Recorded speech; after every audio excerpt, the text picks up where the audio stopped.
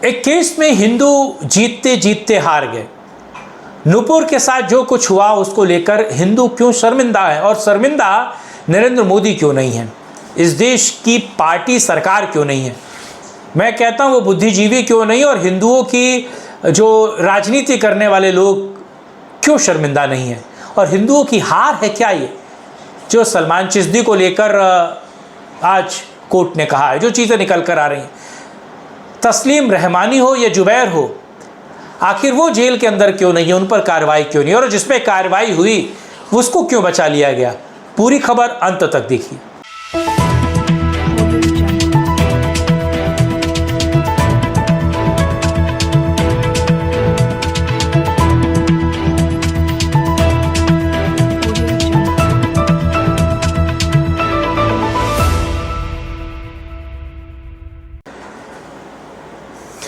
नमस्कार, मैं कुमार श्रीकांत आपका स्वागत कर रहा हूं सत्यपरक भारत में।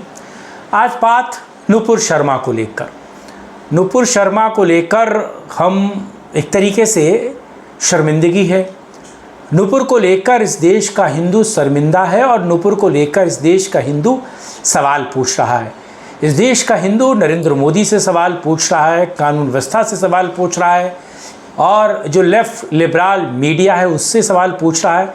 इस देश के बहुसंख्यक तथाकथित सेकुलर बुद्धिजीवियों से सवाल पूछ रहा है, और सवाल इतना महत्वपूर्ण है कि उसको लेकर एक नई रीत नीत चल रही है।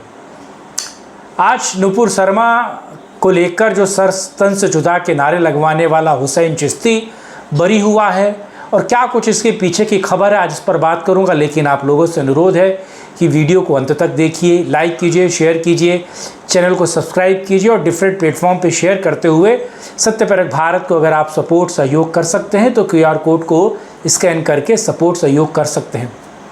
एक आपको पता है नूपुर शर्मा लगातार एक तरीके से कैद में है, बंद में है। नूपुर शर्मा अपनी बातों को कह नहीं सकती, मनमाफिक कहीं घूम नहीं सकती।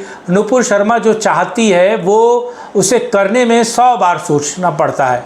यानी कि मैं और आप अपने घर से बड़ी फ्री होकर कहीं घूम सकते हैं, जा सकते हैं, लेकिन वो महिला, वो नेत्री जिसने अरविंद केजरीवाल को भी एक तरीके से शय दे दी थी, जिस तरीके से अरविंद केजरीवाल को चुनाव में हाफना पड़ा, वो दिल्ली विश्वविद्यालय की वो लड़की जिसने दिल्ली विश्वविद्यालय में बेहतर राजनीति की, ABVP का मुख्य चेहरा रही, उसने एक टीवी चैनल पर बैठकर आपको पता है किस तरीके से मोहम्मद साहब के बारे में कुछ बोला, और उसने जो बोला था वो उन्हीं की किताबों में दर्ज है। यानी कि बड़ी किताब में वो बात दर्ज है, आसमानी किताब जिसे आप कहते हैं, उसमें वो दर्ज है। केवल उसने उसे एक तरीके से बोला। उसके बाद टाइम्स नाउ में जो वो बोला गया था, उसके बाद नूपुर को बहुत कुछ सहना पड़ा, और उसके साथ ही जो बैठा हुआ था वो किस तरीके से भगवान शिव को लेकर अपशब्द बोल रहा था, हिंदुओं की आस्थाओं को ठेस पहुंचाने के लिए तमाम तरह की बातें कह रहा था। सब कुछ वो खुलेआम खुले तौर पर कह रहा था। लेकिन आप समझिए कि उस व्यक्ति पर, उस मौलाना पर कोई कार्रवाई नहीं होती है, और नूपुर के उस वीडियो का एक छोटा सा चंक, एक छोटा सा हिस्सा काट कर वो जो जुबैर है, जो जंगल का भालू है, वो उसे अलग अलग प्लेटफॉर्म पे शेयर करता है, और अंतर्राष्ट्रीय मीडिया जो है वो उसको कैच करता है। और किस तरीके से आपको पता है, ओमान हो या कतर हो, वो किस तरीके से नरेंद्र मोदी और वर्तमानिक सरकार पर प्रेशर बनाता है, और नूपुर को साइडलाइन कर दिया जाता है। उसके बाद हुसैन चिश्ती जो दरगाह का चिश्ती है, आपको पता है अजमेर दरगाह का, वो किस तरीके से सर तन से जुदा होने का नारा लगवाता है वहाँ पर। और उसके बाद पुलिस SP वहाँ पहुँचता है, डिप्टी SP, और वो मीडिया के कैमरे के सामने बातें रिकॉर्ड हो जाती है कि डिप्टी SP उससे कहता है, और ये प्रेशर में उसकी गिरफ्तारी होती है, और डिप्टी SP उससे कहते हैं कि साहब आप ये कह देना कि मैंने पी रखी थी और पीने के कारण मेरे मुंह से ये सारी चीज़ें निकल गई।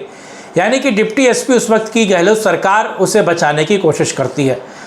उसके बाद आपको पता है कन्हैया तेली की हत्या होती है जयपुर में, और आपको पता है फिर किस तरीके से उमेश कोल्हे की हत्या होती है इसी सर तन से जुदा वाली बात को लेकर।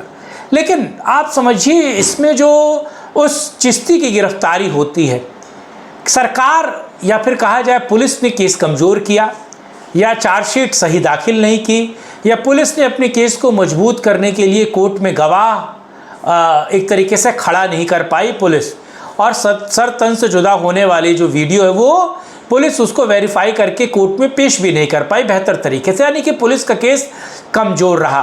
और बल्कि उसी व्यक्ति के सर तन से जुदा होने वाले नारे को देखते हुए इस देश में न जाने कितनी हत्याएं हुई, और वो हत्याएं सर तन से जुदा उस हुसैन चिश्ती के कहने पर हुई।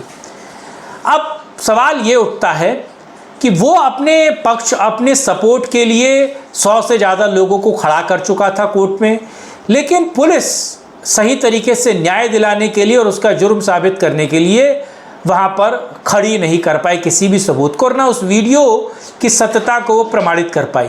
तो क्या पुलिस झुकी हुई थी? क्या गहलोत सरकार ने इस केस को कमज़ोर किया था?